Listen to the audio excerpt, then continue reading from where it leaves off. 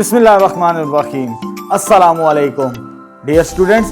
इस video lecture के अंदर हम class 9th Punjab text book board की जो न्यू बुक है मैथमेटिक्स की, उसका चैप्टर नंबर 3 की रिव्यू एक्सरसाइज स्टार्ट करेंगे। इससे पहले मैं 3.1, 3.2 और 3.3 के तमाम सॉल्यूशंस कंप्लीट करवा चुका हूं। अब वो यूट्यूब चैनल पर जाके प्लेलिस्ट में उन सॉल्यूशंस को देख सकते हैं। ठीक है, अब रिव्यू एक्सरसाइज के क्वेश्चन नंबर 1 to 16 है, काफी लेंथी है, तो इसे मैं 3 पार्ट्स के अंदर कवर करूंगा, यानी 3 वीडियो लेक्चर्स के अंदर कवर करवाऊंगा और तमाम के तमाम आपको प्लेलिस्ट के अंदर मिल जाएंगे सीक्वेंस वाइज। लेकिन सबसे पहले पार्ट 1 के अंदर रिव्यू एक्सरसाइज के मैंने question number 2 to 5 and 8 to 13, sorry इधर 13 कर लें, ये क्वेश्चन सॉल्व करेंगे जो आज का वीडियो लेक्चर होगा फर्स्ट वन पार्ट 1 के अंदर। ठीक है, जैसे मैंने यहां पर मेंशन भी किया 2 to 5 and 8 to 13 part 1 review exercise.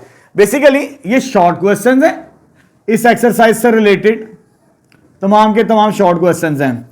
जो सेकंड वीडियो लेक्चर होगा next one part 2 review exercise का, वो लॉन्ग क्वेश्चंस हैं हमारे पास इस रिव्यू एक्सरसाइज में, क्योंकि 16 क्वेश्चन को कवर अप करना बहुत लेंथी वीडियो बन जाएगी, तो इसलिए मैंने पार्टीशनिंग की है इस एक्सरसाइज की। तो नेक्स्ट जो लास्ट वीडियो लेक्चर होगा पार्ट 3, दैट इज एमसीक्यूज, उसको हम लास्ट में डिस्कस करेंगे चैप्टर के एंड के अंदर। ठीक है, चलिए स्टार्ट करते हैं क्वेश्चन नंबर 1 से। क्वेश्चन नंबर 1 हमारे, सॉरी क्वेश्चन नंबर 1 नहीं 2 से स्टार्ट करना है। क्वेश्चन नंबर 1 एमसीक्यूज है, ठीक है, उसे हम लास्ट में डिस्कस करेंगे पार्ट 3 के अंदर। चलिए जी स्टार्ट करते हैं। स्टेटमेंट क्या हमारे पास, राइट इन टेबुलर फॉर्म, यानी हमारे पास सेट बिल्टर नोटेशन है सेट्स की। हमें मालूम है कि सेट्स की लिखने के 3 तरीके होते हैं, टेबुलर, डिस्क्रिप्टिव और सेट बिल्टर नोटेशन। ये हमें सेट बिल्टर नोटेशंस दी हैं, ठीक है, सेट्स की, इसे हमने टेबुलर फॉर्म के अंदर कन्वर्ट करना है।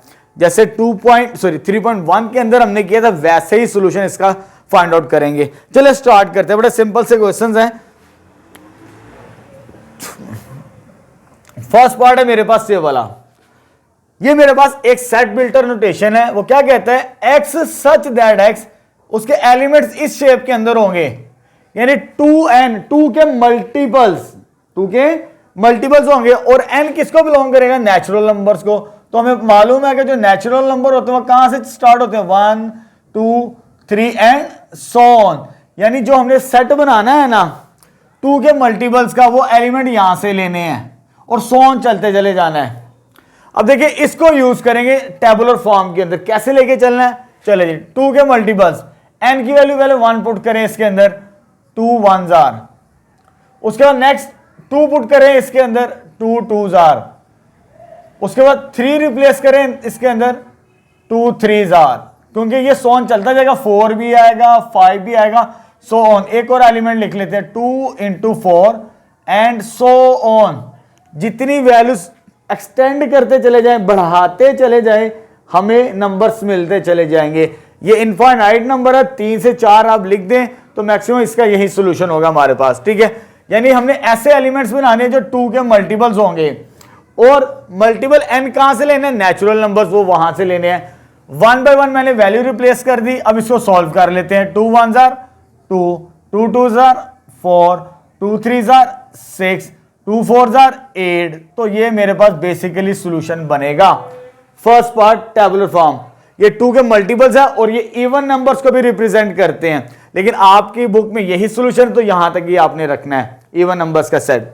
अब आते हैं इस पार्ट की तरफ, इसमें भी वैसे ही है, थोड़ा सा डिफरेंस है। इधर 2n था, इधर 2m+1 है। ये कंडीशन और ये कंडीशन सेम है, जस्ट इसमें फर्क है। इसको भी वैसे ही सॉर्ट आउट करेंगे 1 by 1 वैल्यूज पुट करके। यानी हमें किस तरह के एलिमेंट्स मिलेंगे इस शेप के अंदर। पहले m की वैल्यू 1 पुट करते हैं, क्योंकि m किसको बिलोंग कर रहे हैं, नेचुरल नंबर्स को, तो इसमें पुट करते जाए 1 by 1, 2 into 1 plus 1, फिर 2 पुट करते हैं, 2 into 2 plus 1, इसमें 2 पुट कर दिया। ठीक है, अब इसमें 3 पुट करते हैं, 2 into 3 plus 1, 2 into 4 plus 1, so on. क्योंकि नेचुरल नंबर इनफाइनाइट सेट है, 3 से 4 नंबर पुट कर दें तो बाकी सॉल्यूशन निकाल लें। अब इसको सॉल्व करना है हमने, हर नंबर को, इस वाले नंबर को, इस वाले नंबर को, इसको और इसको। इसका जो सोल्यूशन मिलेगा डायरेक्ट कैलकुलेटर से चेक करेंगे, ये आ जाएगा 3 और ये आ जाएगा हमारे पास 5, ये आ जाएगा हमारे पास 7 और ये आ जाएगा हमारे पास 9। तो ये 100 इस तरह चलते चले जाएंगे, ठीक है। तो ये ऑड नंबर्स मिल रहे हैं जो 3 से स्टार्ट हो रहे हैं, ठीक है। ये इवन नंबर मिले थे और ये ऑड नंबर्स मिल गए, तो ये टेबुलर फॉर्म के अंदर कन्वर्ट हो चुके हैं हमारे पास। अब आते हैं इस पार्ट की तरफ, बड़े सिंपल से, कोई मुश्किल नहीं है।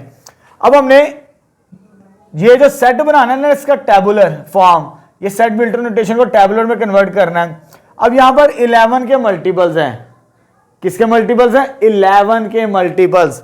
तो हमें ऐसा सेट बनाना है जो 11 के मल्टीपल्स हो, लेकिन यहां पर मेंशन कौन सा किया? सेट W मेंशन किया है। यहां पर नेचुरल नंबर था और नेचुरल नंबर था। नेचुरल नंबर 1 से स्टार्ट होता है, लेकिन W जो होता है हमारे पास वो कहां से स्टार्ट होता है? 0 से। 0 1 2 3 एंड सो ऑन। अब 1 नहीं पुट करना, 0 से स्टार्ट करना है आपने, ठीक है। अब 0 इसमें पुट करना है सबसे पहले। 11 मल्टीप्लाई बाय 0, क्योंकि n बिलोंग करता है, n किसको बिलोंग कर रहा है? W को। 11 multiply by 1, 11 multiply by 2, 11 multiply by 3, इस तरह चलते जाएंगे। लेकिन आगे उसने यहां पर कंडीशन बता दी है, लेस देन 11, n 11 से छोटा होगा, यानी 10 तक होगा। 11 से पहले नंबर क्या आता है? Whole number, that is 10। यानी हमने लास्ट नंबर हमें मालूम है, वो मालूम क्या हमारे पास? n की वैल्यू क्या होगी? n is equal to 10 last number, इसके मुताबिक। तो n की वैल्यू 10 पुट करेंगे इसके अंदर, तो हमारे पास ये सेट बिल्टर के अंदर कन्वर्ट हो चुका है। लेकिन इसे हमने सिंप्लीफाई भी करना है। अभी हमने जस्ट वैल्यूज पुट की हैं होल नंबर्स की, 0 1 2 3 सो ऑन, कहां तक? Less than 11। लेस देन 11 से मुराद क्या है? n इज इक्वल टू 10 तक। तो इसको सिंप्लीफाई कर लेते, ये 0 11 22 33 सो ऑन, लास्ट में क्या आ जाएगा? 110 आ जाएगा हमारे पास, ठीक है। तो ये भी टेबुलर फॉर्म के अंदर कन्वर्ट हो चुका है हमारे पास। अब आते हैं इस पार्ट की तरफ, एक सिंगल लाइन के अंदर इसके आंसर्स हैं। वो कहता है x such that x belongs to even numbers, यानी आपने इवन नंबर्स का सेट बनाना है किनके दरमियान? 2 और 4 के दरमियान, सॉरी 4 एंड 6 के दरमियान। 4 एंड 6 के दरमियान कोई इवन नंबर है ही नहीं। ये भी इवन नंबर है, ये भी इवन नंबर है, तो इनके दरमियान तो कोई इवन नंबर है ही नहीं हमारे पास। तो यहां पर इसका रिजल्ट क्या होगा? Empty set. वो कहता है इवन नंबर्स तलाश करें किनके दरमियान? 4 एंड 6 के दरमियान। तो 4 और 6 के दरमियान इवन नंबर होता ही नहीं हमारे पास, तो इट्स मीन इसका आंसर क्या आ जाएगा? Empty set. इसको हम ये भी लिख सकते हैं, जो आपकी बुक में आंसर दिया हुआ है इस फॉर्म की तरफ 5। दो तरह की नोटेशन होती है एम्प्टी सेट की, एक ये भी और एक ये आ जाएगी। अब आते हैं इस पार्ट की तरफ, x such that belongs to odd number. कहां से? ऑड नंबर तलाश करने जो 2 के टेबल पे नहीं आते। किन के दरमियान? 5 एंड 7, यानी 5 एंड 7 के दरमियान ऑड नंबर्स। तो 5 के बाद तो 7 ही ऑड नंबर होता है, तो इसके दरमियान में तो कोई ऑड नंबर नहीं होता हमारे पास।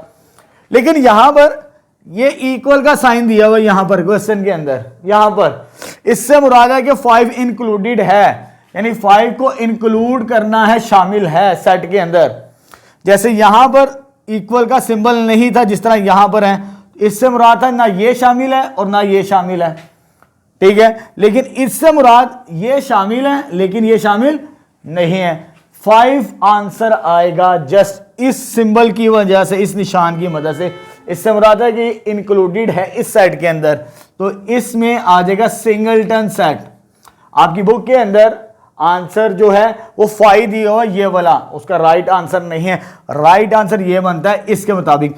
अगर यहां पर ये ना हो ये वाला सिंबल, तो फिर ये आंसर आएगा एम्प्टी सेट। लेकिन आपकी बुक में ये दिया हुआ है तो इसका आंसर 5 होगा। अब आता है लास्ट नंबर, इस वाले सॉरी 6 पार्ट की तरफ। वो कहता है रैशनल नंबर वाले नंबर्स लेने हैं आपने। रैशनल नंबर्स किस फॉर्म के अंदर होते हैं? P बाय Q की फॉर्म में, बटे वाली शक्ल में। लेकिन आगे x square is equal to 2 है। चैप्टर के स्टार्ट के अंदर भी बताया था, जब आपके पास ऐसी सिचुएशन आ जाए, इक्वेशन दे दे, टेबुलर सॉरी सेट बिल्डर के अंदर इक्वेशन दे दे, उसको आपने सॉल्व करना है। इसका अंडर रूट लें बोथ साइड्स, एक प्लस में आएगा और एक माइनस में आएगा, तो ये इसके साथ कैंसिल, तो ये कितने आंसर आ गए इसके, 2 आंसर्स आ गए, यानी एक्स स्क्वायर को सॉल्व कर लिया। और ये जो √2 है, ये हम चैप्टर के स्टार्ट के अंदर भी पढ़ चुके हैं, ये इर्रेशनल नंबर होता है। क्या होता है? Irrational number. ये बताया हुआ मैंने, प्राइम नंबर्स 2, 3, 5, 7 इन सब का √ ले लिया जाए, प्राइम नंबर्स का, ऑलवेज इर्रेशनल नंबर बनते हैं। ये क्या बनते हैं? Irrational number. लेकिन कहता आपने रैशनल लिखने हैं जो इस इक्वेशन को सेटिस्फाइड करते हो, वो तो हमारे पास है ही नहीं। जब हमने सॉल्व किया तो हमें कौन से नंबर मिल रहे हैं? इर्रेशनल। लेकिन चाहिए कौन से? रैशनल चाहिए। तो रैशनल तो नहीं मिल रहा, इसको सॉल्व करने से एक्स का आंसर रैशनल नहीं आ रहा, तो इट्स मीन तो ये हमारे पास एम्प्टी सेट होगा, हमें रैशनल नंबर मिल ही नहीं रहे इसको सॉल्व करने से। ठीक है, तो इसका आंसर क्या आ जाएगा? एम्प्टी। आंसर तो आ रहा है प्लस माइनस √2, लेकिन वो इर्रेशनल है, हमें रैशनल बनाने थे। ठीक है, ये आ जाएगा। अब आते हैं नेक्स्ट पार्ट की तरफ। उसमें भी वो कहता है इसमें भी सेट बनाना है जो रैशनल नंबर्स हो। क्या हो? रैशनल नंबर्स का सेट बनाना है और इस इक्वेशन को सेटिस्फाइड करता हो। इसको भी सॉल्व करते हैं। x किसके बराबर है? -x, इसको इधर ले आए, x प्लस x किसके बराबर हो जाएगा? 0। ये कितना हो जाएगा? 2x।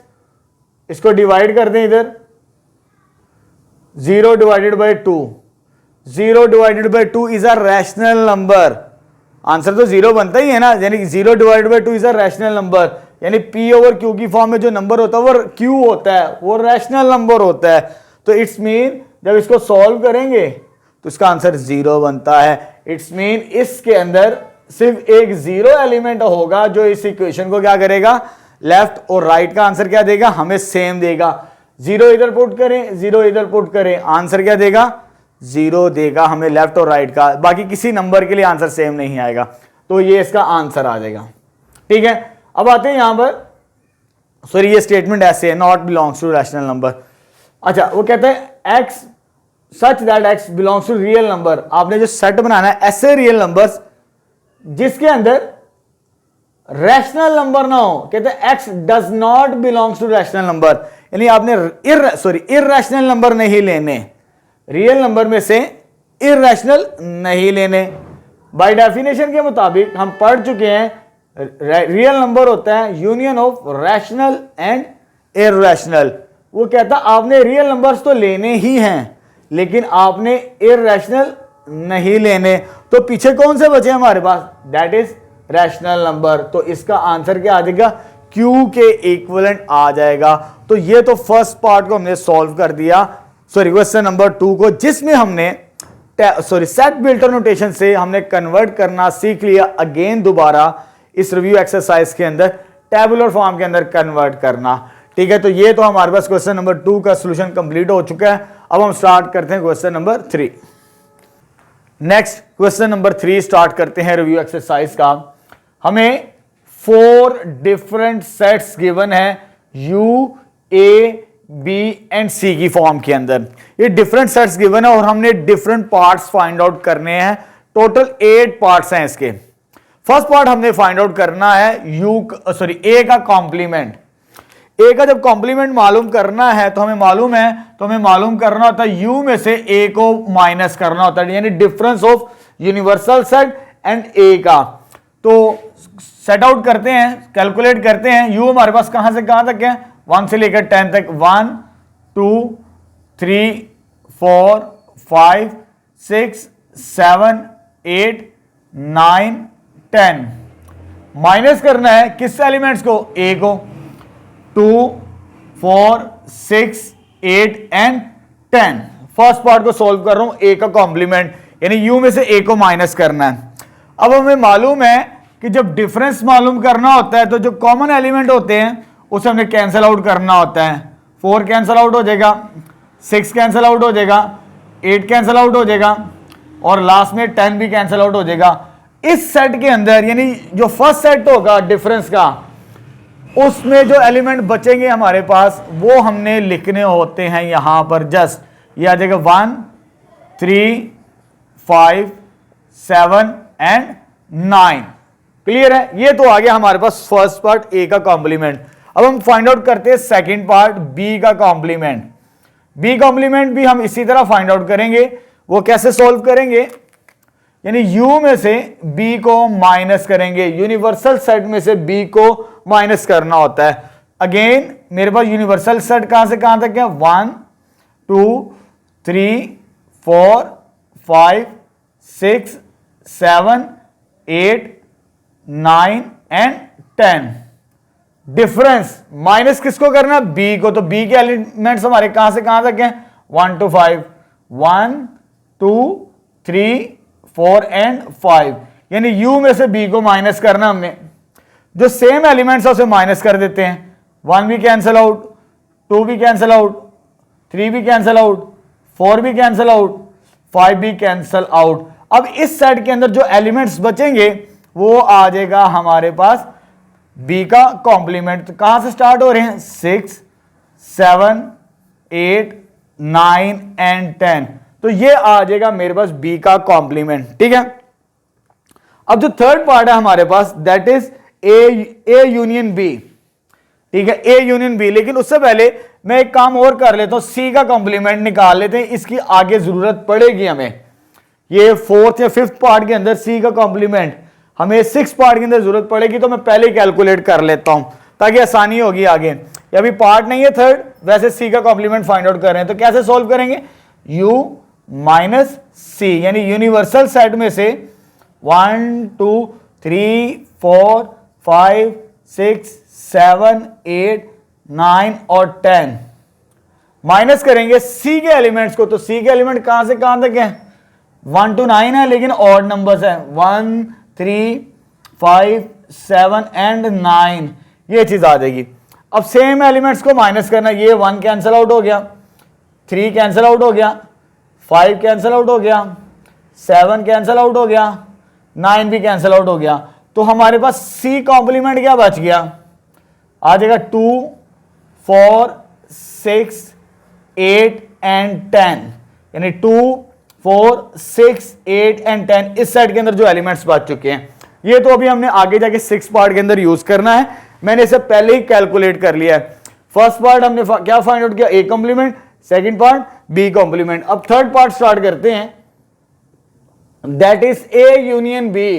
यानी a और b का क्या लेना है? हमने यूनियन लेना है। तो वो कैसे सॉल्व करेंगे? a की वैल्यू क्या हमारे पास?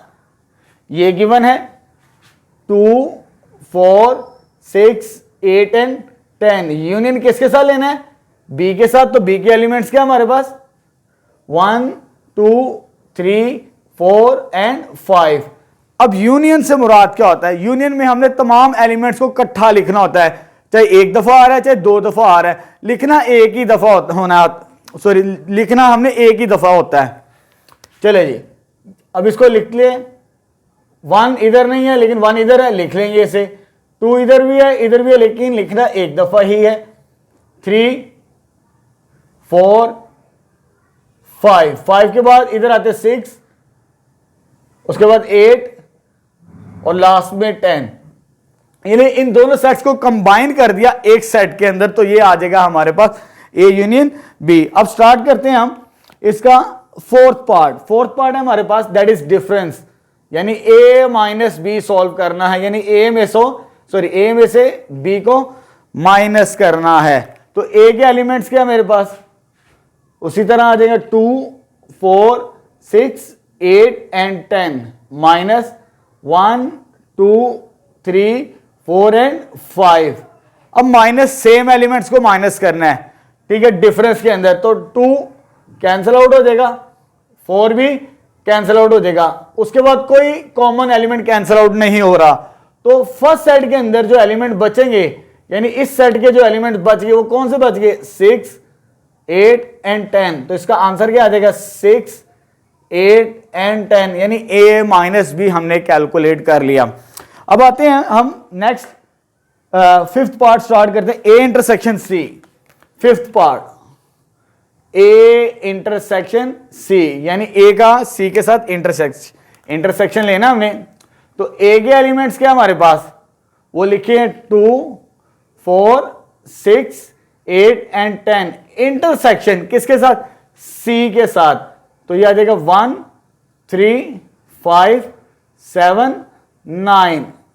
कॉमन एलिमेंट तलाश करें, जो सेम एलिमेंट होंगे वही लिखने हैं, उसके अलावा कुछ भी नहीं लिखना।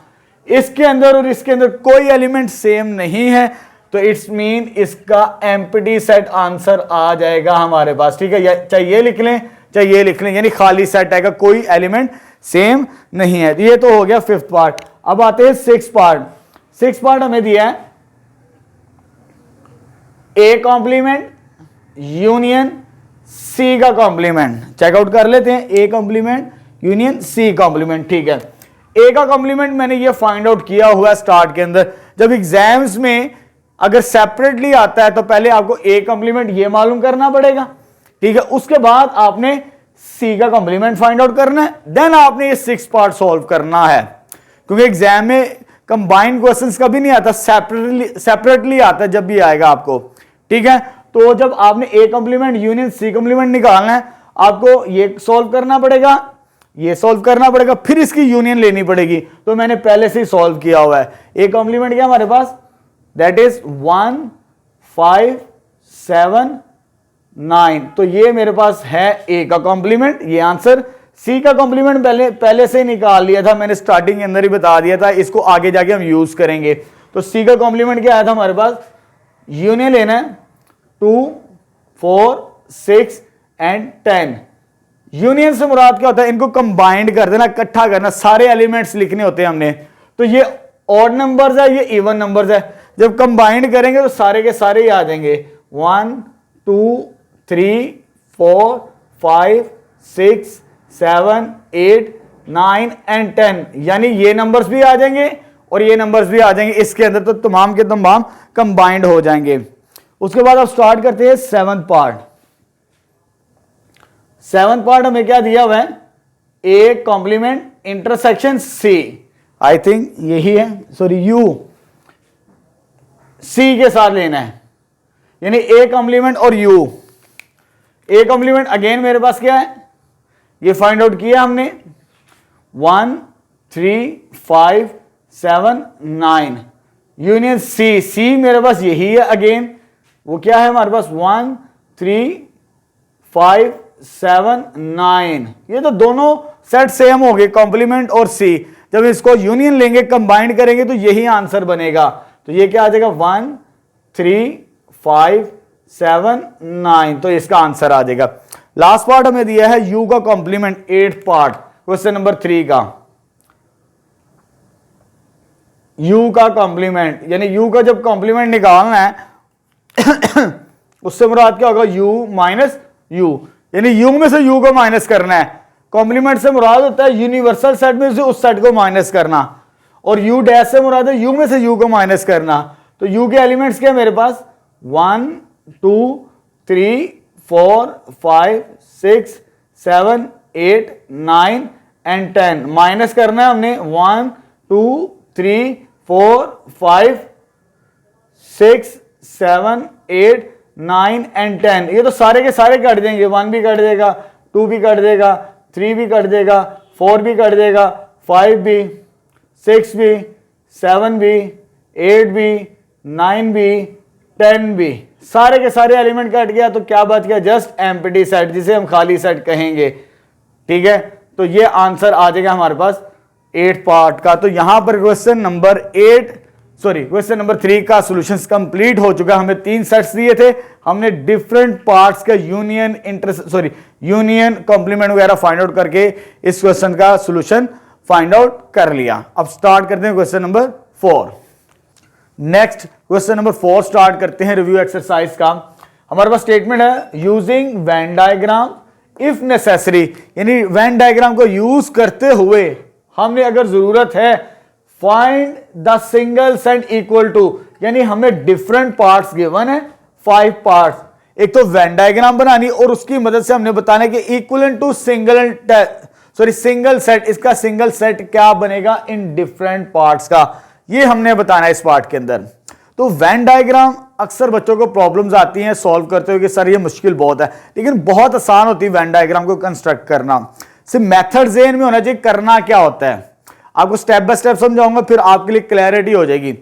जब भी आपने वेन डायग्राम बनानी होती है तो ये स्क्वायर बॉक्स कह लीजिए, रेक्टेंगल बॉक्स सबसे पहले कंस्ट्रक्ट करना होता है। ये हमारे पास यूनिवर्सल सेट होता है, यानी यू होता है। जितने भी मैंने रेक्टेंगुलर बॉक्स बनाए ये सारे के सारे यूनिवर्सल सेट्स हैं। ये भी यू है, ये भी यू है, ये भी यू है, ठीक है, ये भी यू है और ये भी यू है। हमारे पास रिप्रेजेंट मैंने अभी एक को ही किया है, बाकी साथ साथ करेंगे। अब मुझे इसको शो करना है ए कंप्लीमेंट को वेन डायग्राम के अंदर और सिंगल सेट के अंदर। पहले तो सिंगल सेट इसका क्या बनेगा, कंप्लीमेंट हमें मालूम है यू में से ए को क्या करना होता है, माइनस करना होता है। ये इसका सिंगल सेट है, ए का कंप्लीमेंट मींस यू माइनस ए। अब मुझे इसको वेन डायग्राम के अंदर लेबल करना है, ठीक है। कैसे करेंगे, पहले एक रेक्टेंगुलर बॉक्स बना लेंगे जिसे यूनिवर्सल सेट कहते हैं, और हमारे पास एक सेट है, एक से ज्यादा नहीं है। जब एक सेट हो तो एक ही सर्कल आपने ड्रॉ करना है, छोटा सा सर्कल ड्रॉ कर लें, इसे कह दें ये ए है हमारे पास, ठीक है। ये सेट यू और ये सेट ए हमारे पास छोटा सा अंदर, ठीक है, सर्कल के अंदर ड्रॉ करना होता है। यूनिवर्सल को स्क्वायर या रेक्टेंगुलर बॉक्स में, और जो different A B C sets होते हैं उन्हें सर्कल फॉर्म के अंदर रिप्रेजेंट करें तो आसान होता है। अब देखिए, जब हमने इसको मैथमेटिकली सॉल्व करना होता है, इसका सॉल्यूशन से मुराद कहते हैं यू में से ए को माइनस कर देने होते हैं एलिमेंट्स। हमारे पास किसके एलिमेंट्स बचते हैं, जस्ट यू के। जिसके एलिमेंट्स बचे उसी को शेड करना होता है वेन डायग्राम के अंदर। तो मेरे पास इससे मुराद क्या है, यानी इस पूरे में से यू में से इसको माइनस कर देना, नहीं इसको लेबल नहीं करना, ए को लेबल नहीं करना हमने। तो मेरे पास क्या बनेगा रिमेनिंग रिजल्ट्स, मैं इसको शेड कर रहा हूं, बाकी पूरे यू को। देखिए मैं ए को शेड नहीं कर रहा क्योंकि ए को माइनस करना है किस में से, यू में से। तो ये मेरे पास शेडेड एरिया जितना बनेगा, ठीक है, तो ये u माइनस ए होगा, मींस ए का कॉम्प्लीमेंट आएगा हमारे पास, ठीक है। बड़े सिंपल से जो शेडेड एरिया होता है वही इसका सॉल्यूशन होता है। यानी इस पूरे u में से इस a को माइनस कर दिया, निकाल दिया, यानी a को शेड नहीं करना हमने, वो आंसर आ गया इसका। अब आते हैं इस पार्ट की तरफ। पहले से हम कन्वर्ट करते हैं सिंगल सेट के अंदर a इंटरसेक्शन u। जब a इंटरसेक्शन u की बात करनी है, ये बड़ा सेट होता है और ये छोटा सेट होता है, ये सबसेट कहते हैं इसे, और इसे सुपर सेट कहते हैं, सुपर सेट। जब इंटरसेक्शन लेना हो दो सेट्स का, एक सुपर सेट हो यानी बड़ा सेट हो और दूसरा सबसेट हो, तो उसका सॉल्यूशन ए के इक्विवेलेंट आता है। किसके इक्विवेलेंट आता है, ए के इक्विवेलेंट। जब मैंने कोई भी एग्जांपल लूं अपनी मर्जी की, अब जो मर्जी एग्जांपल लें हमेशा उसका आंसर यही बनेगा, ठीक है। यानी यूनिवर्सल सेट और किसी सेट का जब इंटरसेक्शन लेना हो तो वो जो सेट होता है ना, जो भी होगा एबीसी, वो उसका सॉल्यूशन होता है, ठीक है। अब देखिए इस पार्ट के अंदर भी हमने वैसे ही सॉल्व करना है वेन डायग्राम। तो ये आ जाएगा यू, सेट मेरे पास एक ही है, एक तो यू हो गया, दूसरा ए है। जो ए होगा हम उसको किस में शेड करेंगे, सॉरी किस तरह लेबल करेंगे, सर्कल फॉर्म के अंदर। सर्कल के अंदर रिप्रेजेंट कर दिया, ये ए आ गया। जब इसको सॉल्व किया तो आंसर मेरे पास क्या आया, जस्ट ए। ए से मुराद मींस जस्ट ए को शेड करना है आपने, ये वाले हिस्से में यू को शेड नहीं करना, क्योंकि कॉमन एलिमेंट्स देखने, तो कॉमन एलिमेंट्स ए के ही होंगे, जिसके एलिमेंट्स होंगे उसी को शेड किया जाता है। बस ये इसका सॉल्यूशन आ गया। अब आते हैं इस पार्ट की तरफ, यानी A union you, universal set. जब बात करेंगे हम इसके अंदर यूनियन की, तो वो सुपर सेट के इक्विवेलेंट आंसर आता है। इंटरसेक्शन में सबसेट के इक्वल और यूनियन में इसके इक्विवेलेंट आता है यूनिवर्सल सेट के इक्विवेलेंट। तो इसका सिंगल सेट ये बनेगा, ए यूनियन यूनिवर्सल सेट किसके बराबर आ गया, यू के बराबर आ चुका है। अब इसको भी तो लेबल करना हमने, ये यू आ गया और एक सिर्फ एक सेट है ए, उसे हम सर्कल ड्रॉ कर लेते हैं, दैट इज ए। यानी इसका आंसर क्या आ रहा है, इसको सॉल्व करने से यू, यानी पूरे यू को शेड करना। अब आपने पूरे यू को शेड करेंगे तो सारे का सारा शेड हो जाएगा, कोई रीजन नहीं बचेगा, ए भी उसमें कवर हो जाएगा। तो ये मेरे पास शेडेड एरिया होगा। इसमें क्या था, यू में से ए को माइनस करना था, ये पूरे का पूरा यू शेड करना है, जो आंसर आएगा उसी को शेड करना होता है हमने, ठीक है। तो इसका शेडेड रीजन ये बनता है हमारे पास। अब आते हैं इस पार्ट की तरफ। हमें मालूम है ए यूनियन एम्प्टी सेट, जब किसी नॉन एम्प्टी का एम्प्टी के साथ आंसर लिया जाए, यूनियन लिया जाए, तो वो ए के इक्विवेलेंट ही होता है आंसर। किसके इक्विवेलेंट होगा? ए के इक्विवेलेंट।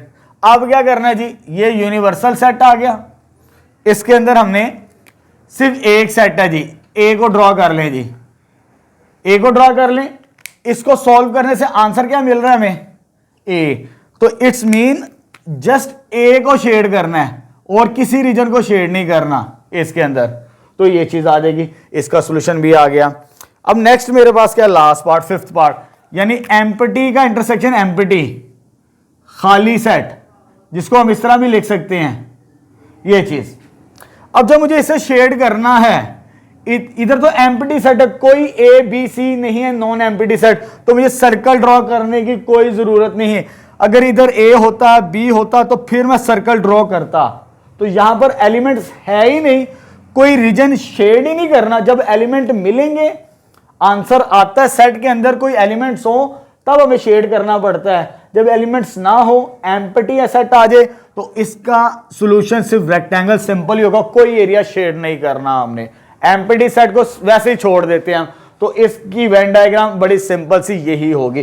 तो बड़ी सिंपल सी होती है वेन डायग्राम, कोई मुश्किल नहीं होती, ठीक है। तो हमने क्वेश्चन नंबर 4 का सॉल्यूशन फाइंड आउट कर लिया वेन डायग्राम की मदद से भी, और इसका सिंगल सेट भी बना के दिखा दिया आपको मैंने, ठीक है। स्टार्ट करते हैं question number 5। Next question number 5 start करते हैं रिव्यू एक्सरसाइज का। स्टेटमेंट है हमारे पास, use Venn diagram to verify, यानी हमने वेन डायग्राम की मदद से ही इस इक्वेशन को सेटिस्फाइड करवाना है। Means left hand side equal होगी राइट हैंड साइड के। इसके दो पार्ट्स हैं क्वेश्चन नंबर 5 के, यानी वेन डायग्राम की मदद से हमने प्रूफ करना है, हमें सेट्स गिवन नहीं है।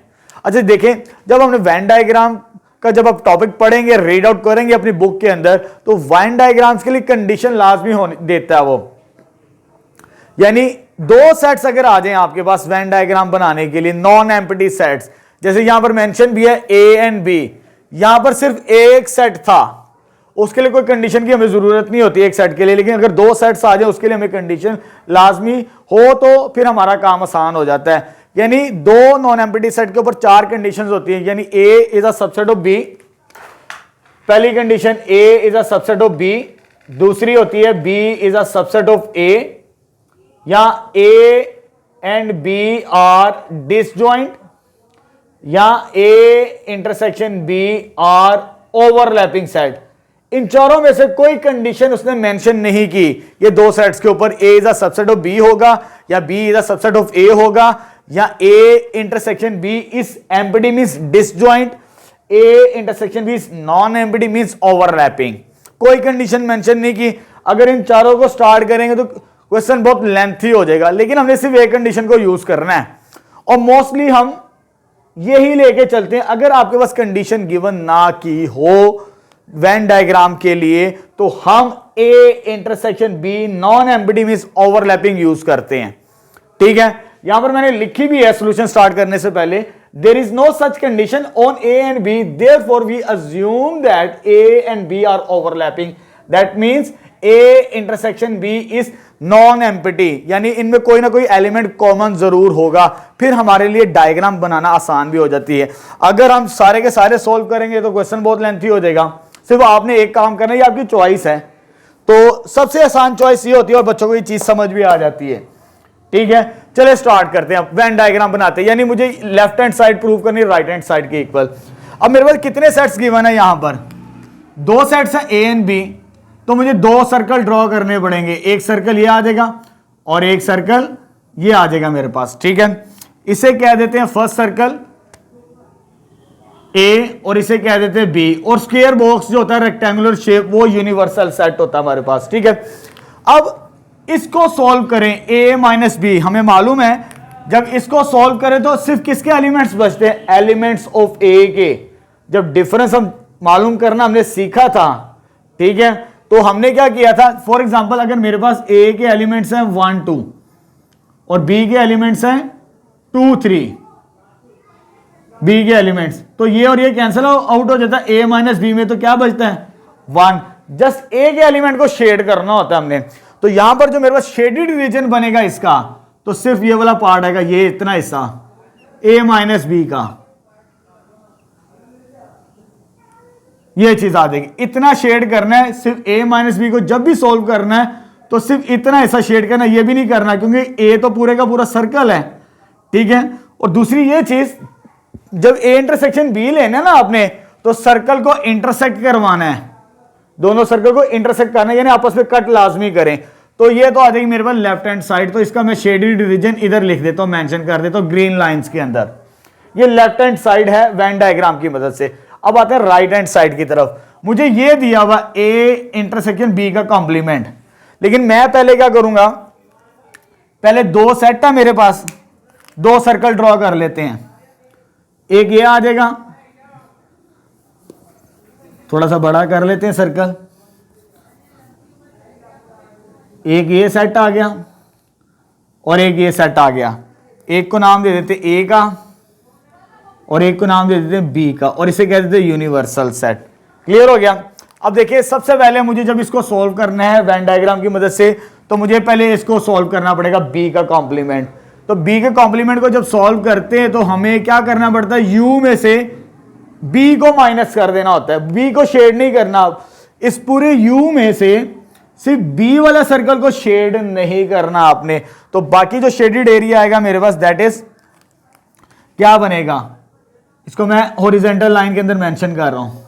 बी को शेड नहीं करना, बाकी सारे का सारा शेड कर देना आपने। गौर से देखना आपने, बी को शेड नहीं कर रहा मैं, देख भी सकते हैं। अभी मैं उसको सॉल्व कर रहा हूं लेफ्ट हैंड साइड को।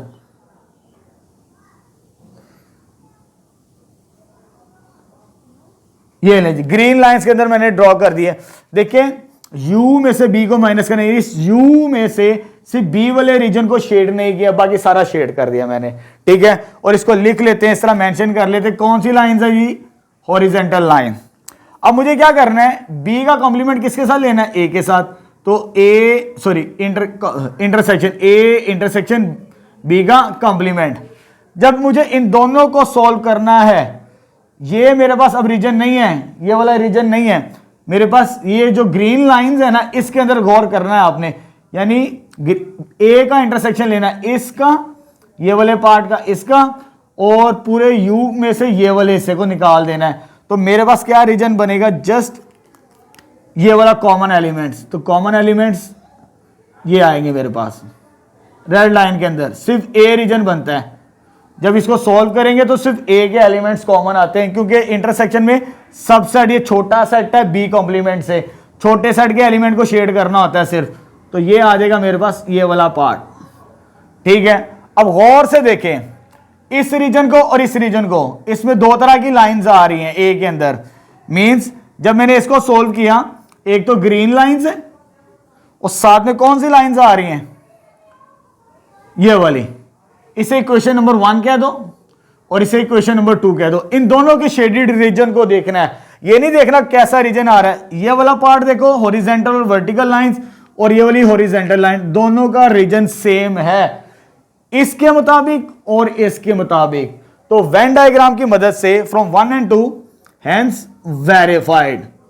तो ये रिजल्ट वेरीफाइड हो गया हमारे पास, ठीक है। इतना सा काम करना, कोई मुश्किल नहीं है, ये चीज आ जाएगी। अब आते हैं सेकंड पार्ट की तरफ। सेकंड पार्ट मेरे पास क्या दिया हुआ है, यानी a माइनस बी का complement intersection b equal b। पहले तो राइट हैंड साइड ले लेते हैं, बहुत आसान है जी। राइट हैंड साइड बहुत इजी है, दैट इज b। यानी सिर्फ b को शेड करना है और आपने किसी हिस्से को शेड नहीं करना। एक यूनिवर्सल सेट बना लिया, ठीक है। ये यूनिवर्सल सिर्फ एक सेट को शेड करना है आपने। ए और बी तो है हमारे पास, ये आ जाएगा ए और ये आ जाएगा बी। सॉल्यूशन से क्या मुराद है, सिर्फ बी सेट, यानी इसको शेड करना है। ये इसका शेडेड रीजन बनेगा राइट हैंड साइड का, इसे कह देते हैं बी, ठीक है। और इसको मैंने शेड किया है हॉरिजॉन्टल लाइन, यानी इसका आंसर की शेड के अंदर है हॉरिजॉन्टल लाइन, इसे कह देते हैं इक्वेशन नंबर 1। अब सोल्व करते हैं लेफ्ट हैंड साइड, वो थोड़ी सी लेंथी है, उसको समझना आपने स्टेप बाय स्टेप। अब देखिए यहां पर मेरे पास लेफ्ट हैंड साइड क्या दिए, ए माइनस बी का whole complement intersection B. Step by step चलना है, 2-3 स्टेप्स करने पड़ेंगे इसके अंदर। पहले तो मैं शेड बना लेता हूं नीचे ताकि इजी हो जाए। बड़ा सारा सा स्क्वायर बॉक्स बना लिया एक, ये चीज आ जाएगी। इसके अंदर हमें कितने चाहिए जी सर्कल? 2 सर्कल, क्योंकि 2 सेट्स हैं तो 2 सर्कल की जरूरत पड़ेगी, एक ए की और एक बी की। ठीक है,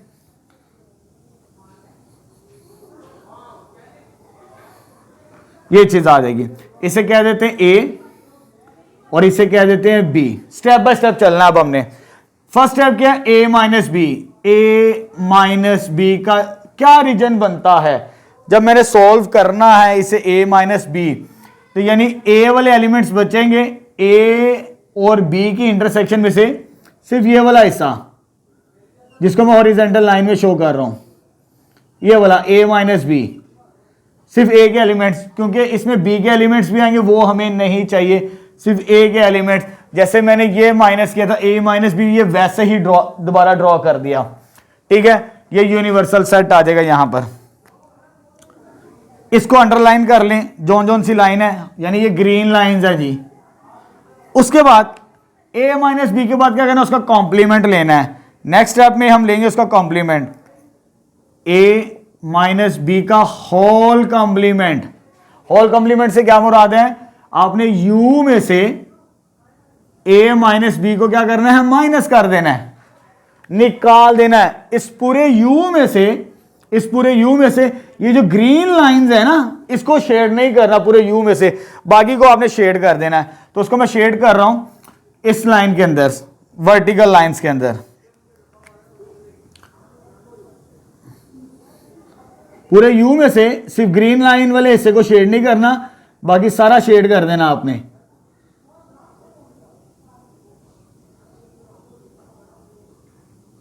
देखिए जी, मैंने सारे का सारा शेड कर दिया बाकी। ठीक है, तो इससे मुराद क्या होगा कि आपके पास ये इस तरह की लाइंस आ गई कंबाइंड फॉर्म के अंदर। क्लियर है? यानी a माइनस बी का कॉम्प्लीमेंट इसके बराबर होता है। तो ग्रीन लाइंस वाले हिस्से को शेड नहीं करना, क्योंकि वो निकल चुका है a माइनस बी के दरमियान में से। तो मेरे पास अब क्या चाहिए? यानी ये जो आया है इसका कॉम्प्लीमेंट किसके साथ लेना है? सॉरी, इंटरसेक्शन किसके साथ लेना है? a माइनस बी का कॉम्प्लीमेंट इंटरसेक्शन किसके साथ होगा? b के साथ इंटरसेक्शन लेना है।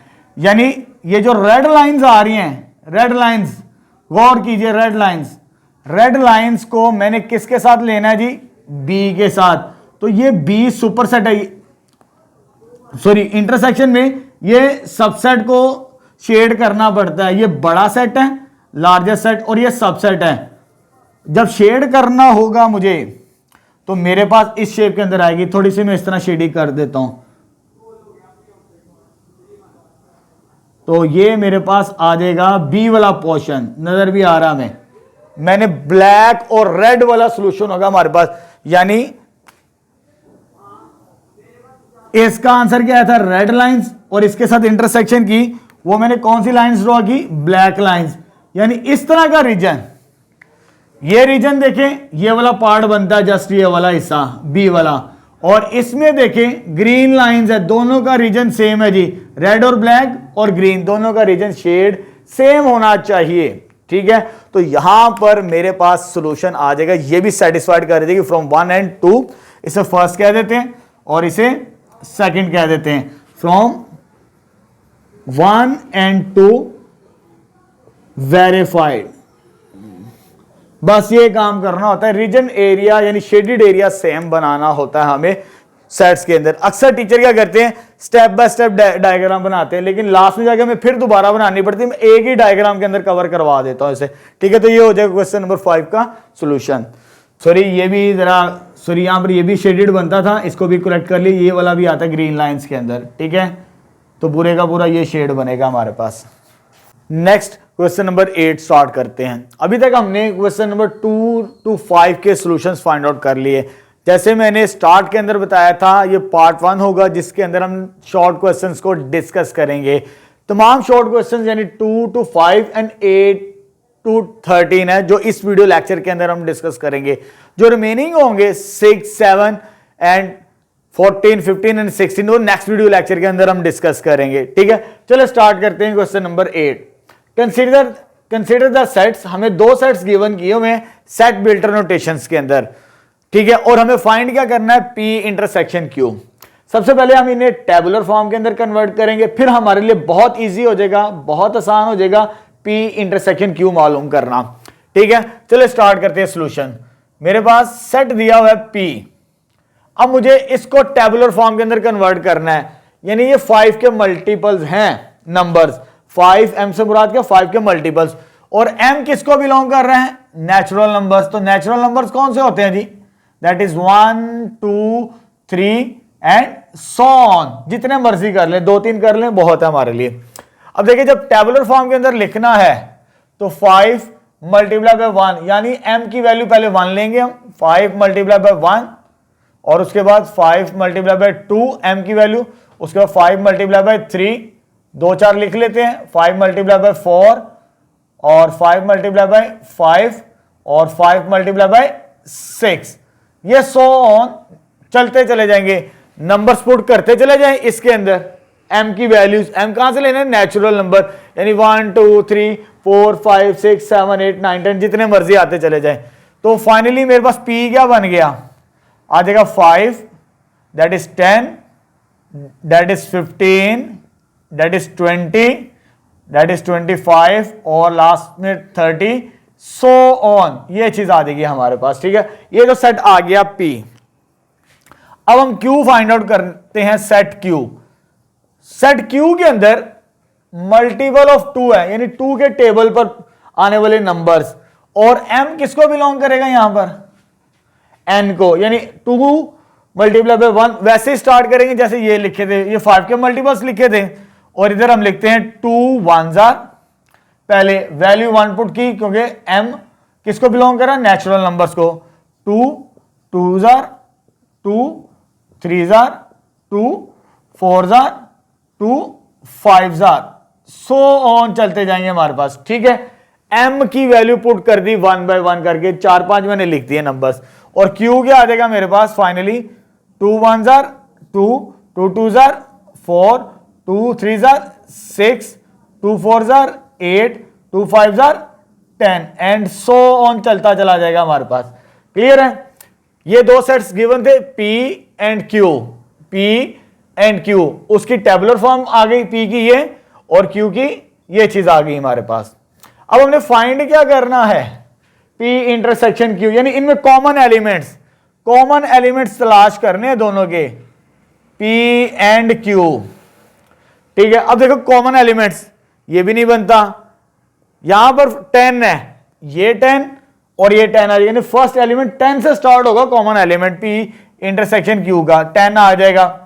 अब देखिए ये 5 के मल्टीपल्स हैं, ये वाले मल्टीपल ऑफ 5 हैं, और ये किसके मल्टीपल्स हैं, मल्टीपल ऑफ 2, ठीक है। तो इसका कॉमन फैक्टर जो हमेशा क्या बनेगा, 10 के मल्टीपल्स ही होगा, इनमें तो कोई कॉमन फैक्टर है ही नहीं है। जब कोई कॉमन फैक्टर नहीं होगा तो इसको मल्टीप्लाई करो, 2 को 5 के साथ कितना बन गया, 10, इसके मल्टीपल्स आएंगे इंटरसेक्शंस के अंदर, इसको बढ़ाते चले जाएं, क्योंकि 10 के बाद आगे भी तो नंबर्स आने हैं जो हमने लिखने हैं। अगर इसको एक्सटेंड करना चाहें तो यानी 10 से तो स्टार्ट हो गई, उसके बाद क्या आ जाएगा, 20 30 40, ये सारे के सारे, ये भी 2 का मल्टीपल है, 5 का मल्टीपल भी है, ये 2 का मल्टीपल भी है, 5 का मल्टीपल भी है, ये 2 का मल्टीपल भी है, 5 का मल्टीपल भी है, ये भी, इस तरह सॉन चलते चले जाएंगे, क्योंकि इनफाइनाइट नंबर्स है, नेचुरल नंबर्स। तो ये सोल्यूशन आ जाएगा हमारे पास क्वेश्चन नंबर 8 का।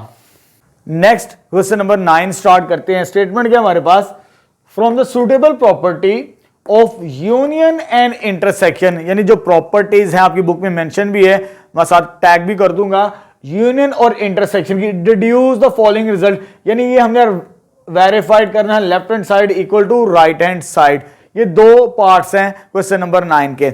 अब यहां पर मैंने लिखी हुई है डिस्ट्रीब्यूटिव लॉ, ठीक है, दो तरह के होते हैं डिस्ट्रीब्यूटिव लॉ, यूनियन और इंटरसेक्शन के, यानी ये इसको रीड आउट करते हैं इंटरसेक्शन ओवर यूनियन, और इसे रीड आउट करते हैं यूनियन ओवर इंटरसेक्शन।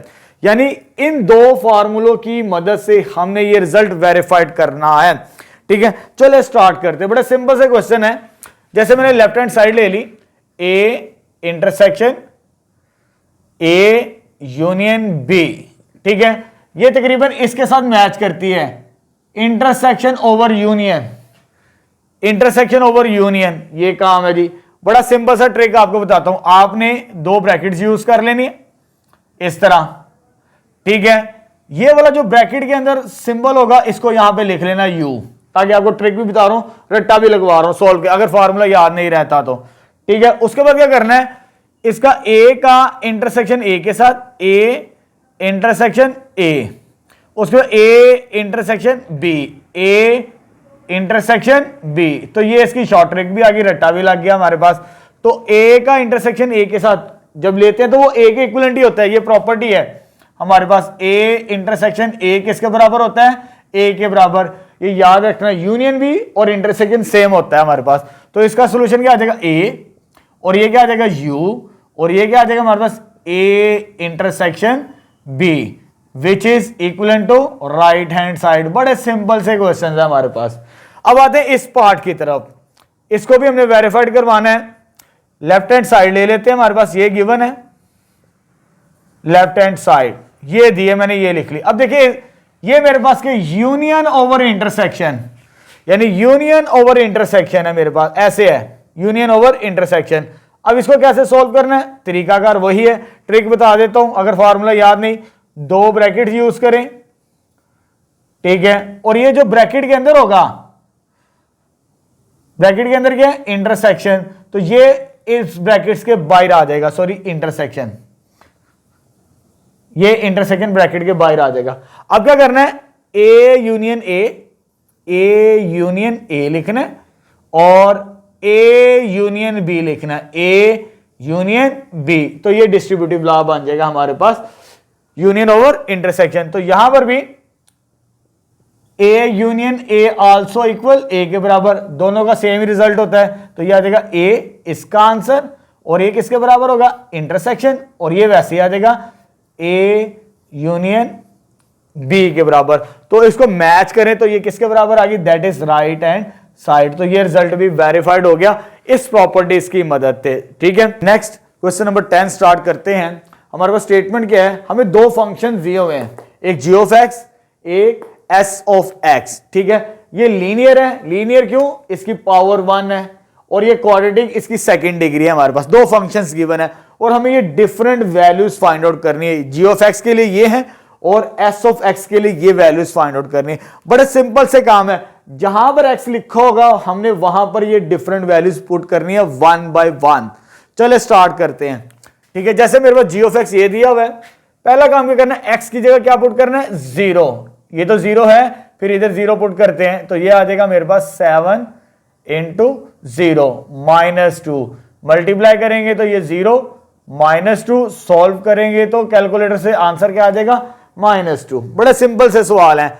अब x की जगह क्या पुट करना है, -1, जब -1 इसमें पुट करेंगे तो यह आ जाएगा 7 मल्टीप्लाई बाय -1, यानी x की जगह -1 आ जाएगा, और ये वैसे ही आ जाएगा -2, इसको मल्टीप्लाई करवाएंगे तो -7 -2, इसको सॉल्व करेंगे तो -9, ये सेकंड पार्ट का सॉल्यूशन आ जाएगा हमारे पास, ठीक है। अब x की जगह क्या पुट करना है, -5/3, यानी इधर मैं पुट करूंगा -5/3, यह आ जाएगा 7 मल्टीप्लाई बाय x की जगह क्या आ जाएगा, -5/3 -2 के बराबर।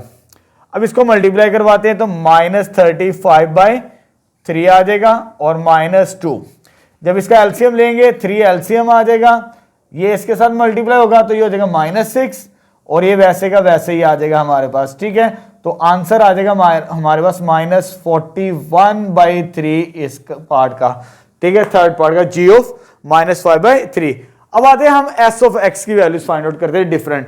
पहले क्या पुट करना है, एक्स की जगह 1 पुट करना है, ये लिखा हुआ है एक्स, इसकी जगह 1 पुट करेंगे तो ये आ जाएगा 8, एक्स की जगह क्या आ जाएगा 1 का स्क्वायर -3, 1 का स्क्वायर 1 ही होता है, और ये आ जाएगा हमारे पास, इसको मल्टीप्लाई करेंगे 8 -3, फाइनल आंसर क्या आ जाएगा 5 आ जाएगा हमारे पास, ठीक है। बड़े सिंपल से सवाल है। अब x की जगह क्या पुट करना है, फिफ्थ पार्ट के अंदर -9, यानी इस x की जगह -9 पुट करना है, तो ये आ जाएगा 8 -9 का स्क्वायर, इसकी जगह -9 पुट कर दिया, और -3 वैसे का वैसे ही, -9 का स्क्वायर पॉजिटिव होता है, स्क्वायर पॉजिटिव होता है नेगेटिव नंबर्स का भी, याद रखना है। आप बच्चे क्या करते हैं, इस तरह स्क्वायर लेते हैं, ये तरीकाकार गलत है कैलकुलेटर से, आपने इस तरह यूज करना है, तो फिर आपका राइट आंसर आएगा कैलकुलेटर से, ठीक है। तो ये आ जाएगा 81 - 3, 81 - 3, तो इसको मल्टीप्लाई करेंगे तो ये आ जाएगा 648 -3, जब माइनस करेंगे तो 645, फाइनल इसका सोल्यूशन आ जाएगा इस पार्ट का, ठीक है।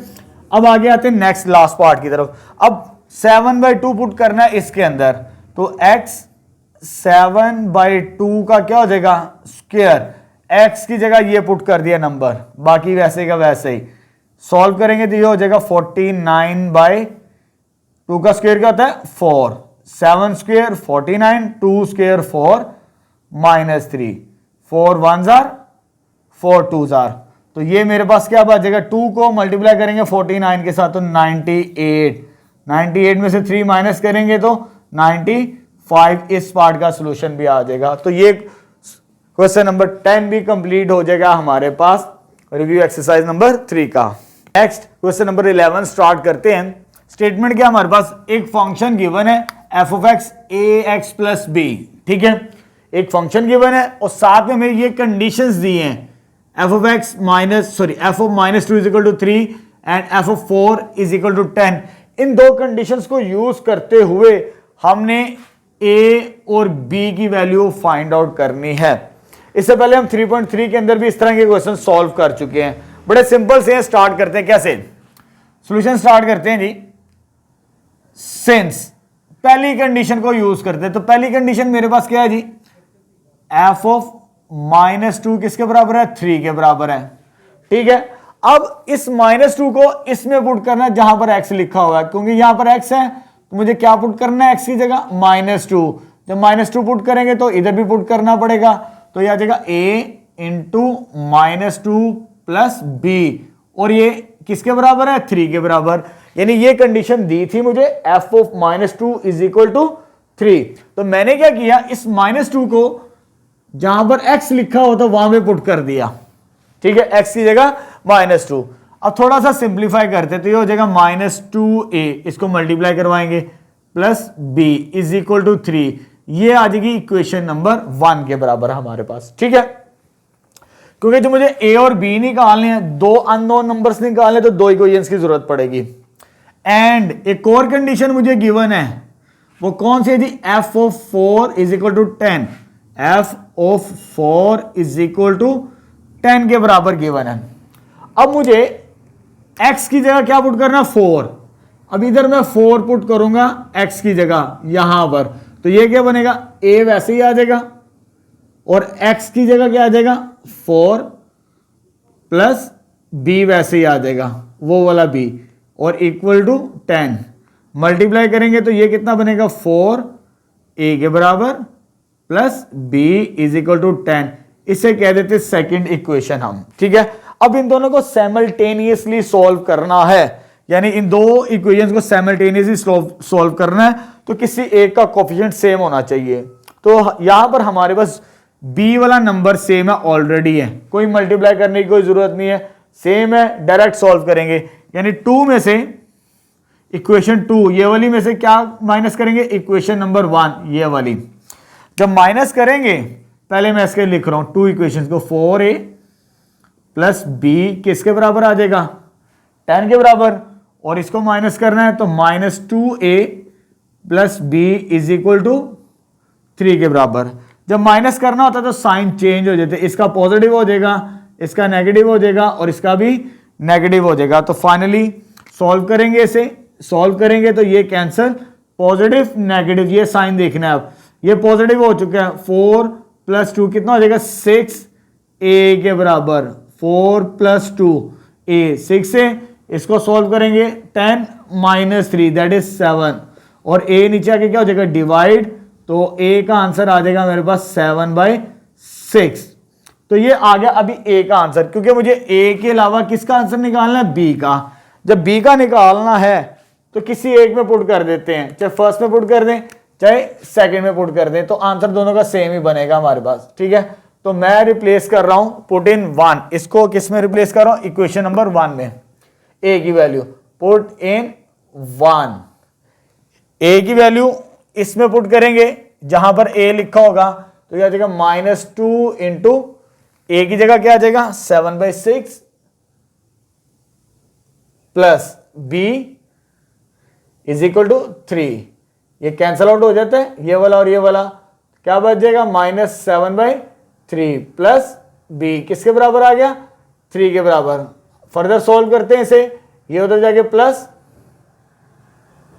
जब ये उधर जाके प्लस होगा तो ये आ जाएगा हमारे पास, एलसीएम लेने के बाद 3 3 क्या होता है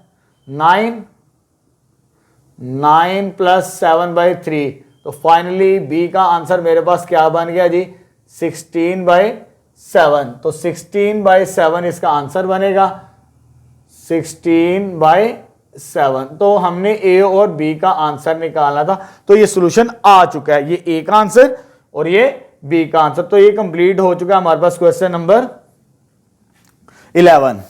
नेक्स्ट क्वेश्चन नंबर 12 स्टार्ट करते हैं। हमारे पास स्टेटमेंट क्या है, कंसीडर द फंक्शन, ये हमें फंक्शन गिवन है, ठीक है, और वो कहता क्या है if K of X is equal to 100, यानी इस फंक्शन की वैल्यू क्या 100 हो, तो आपने फाइंड क्या करना है, एक्स की वैल्यू फाइंड आउट करनी है, ठीक है। यानी मुझे इसको यूज करते हुए किसकी वैल्यू निकालनी है, एक्स की वैल्यू फाइंड आउट करनी है। ये मेरे पास कंडीशन है, कंडीशन को हम यूज करते हैं हमेशा, ठीक है।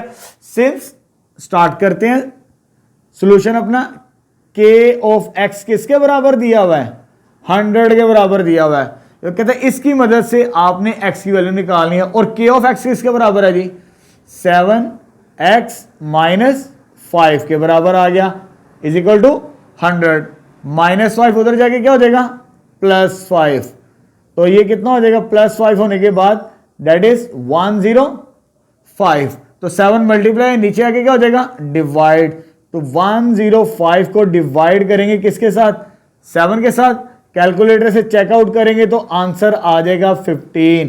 तो ये इस पार्ट का सॉल्यूशन आ जाएगा। लेकिन आपकी बुक के अंदर x का सॉल्यूशन दिया हुआ 103 डिवाइडेड बाय 7, आपकी बुक के अंदर जो सॉल्यूशन दिया है, अगर यहां पर 3 हो तो फिर ये सॉल्यूशन बनता है, लेकिन हमने इसको सोल्व करना है जो आपकी बुक के अंदर क्वेश्चन दिया हुआ है उसके मुताबिक इसका सॉल्यूशन कितना बनता है 15। तो ये 15 is a right answer of this question. Next question number 13 start करते हैं। 13 से पहले मैंने आपको बताता चलूं, स्टार्टिंग में मैंने कहा था रिव्यू एक्सरसाइज के मैं 3 वीडियोस लेक्चर्स रिकॉर्ड करवाऊंगा। ये फर्स्ट वीडियो लेक्चर है जिसके अंदर हमने 2 to 5 यानी क्वेश्चन नंबर 2 से 5 के सॉल्यूशंस एंड 8 to 13 के सॉल्यूशंस फाइंड आउट करने। ये शॉर्ट क्वेश्चंस हैं, ठीक है। जो रिमेनिंग क्वेश्चंस है ना 6, 7, 14, 15 एंड 16 ये लॉन्ग क्वेश्चन है, इसको मैं नेक्स्ट वीडियो लेक्चर के अंदर सॉल्व करवाऊंगा। तो ये लास्ट क्वेश्चन होगा पार्ट 1 रिव्यू एक्सरसाइज का, क्वेश्चन नंबर 13। चलिए स्टार्ट करते हैं जी। हमारे पास स्टेटमेंट क्या है जी, कंसीडर द फंक्शन, हमें एक फंक्शन गिवन है, ठीक है, जैसे क्वेश्चन नंबर 11 था वैसे ही है। इफ ये 2 कंडीशन है साथ में, इन 2 कंडीशंस की मदद से मुझे m और n की वैल्यू फाइंड आउट करनी है, बड़ी सिंपल सी है, ठीक है। स्टार्ट करते हैं यहां से। सिंस मुझे पहली कंडीशन क्या दी है g ऑफ 4 किसके बराबर है जी 20 के बराबर। इस कंडीशन को यूज करना है मुझे पहले, सबसे पहले, यानी मुझे इस फंक्शन के अंदर ये g ऑफ x है, x की जगह क्या पुट करना है 4, यानी यहां पर जो लिखा हुआ ना x², इस x की जगह क्या आ जाएगा 4 पुट करेंगे इस फंक्शन के अंदर, तो ये मेरे पास आ जाएगा m वैसे ही आ गया, m वैसे आ जाएगा, x की जगह क्या आ जाएगा 4 मींस 4 का स्क्वायर प्लस क्या हमारे पास m के बराबर जो मुझे मालूम करना है इज इक्वल टू 20। 4 का स्क्वायर कितना होता है दैट इज 16 प्लस n के बराबर इज इक्वल टू 20। इसको मल्टीप्लाई करवाएंगे तो ये इक्वेशन नंबर 1 बन जाएगी हमारे पास, ठीक है। क्योंकि मुझे 2 अननोन नंबर्स निकालने m और n, तो 2 इक्वेशंस की जरूरत पड़ेगी। पहली कंडीशन को यूज करते हुए मैंने 4 पुट किया इसके अंदर, ये मेरे पास आंसर आ गया। अब मैं सेकंड कंडीशन को यूज करता हूं।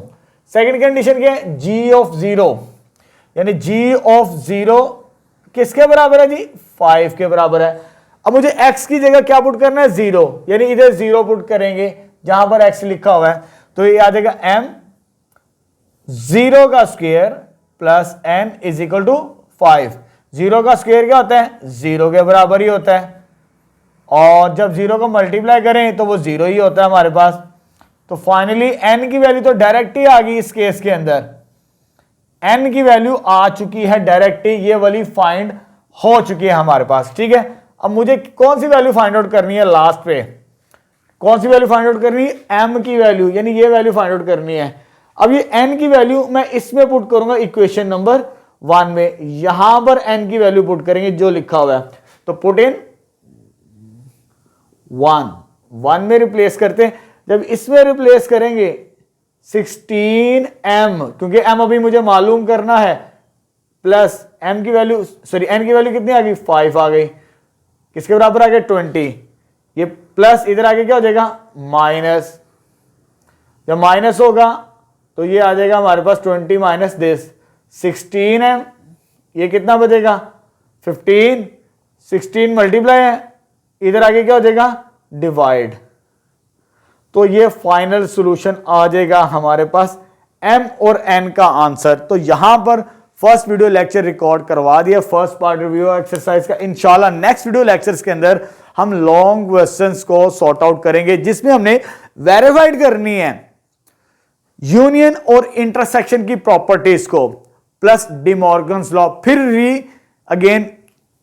फिर उसे हम दोबारा पढ़ेंगे। पहले भी हम पढ़ चुके हैं 3.3 के अंदर, दोबारा पढ़ेंगे रिव्यू एक्सरसाइज के अंदर, उसको वेरीफाइड करेंगे डिमॉर्गन्स लॉ को, और प्लस वर्ड्स प्रॉब्लम यानी एप्लीकेशन ऑफ सेट से रिलेटेड के क्वेश्चंस आएंगे, ठीक है। चले जी।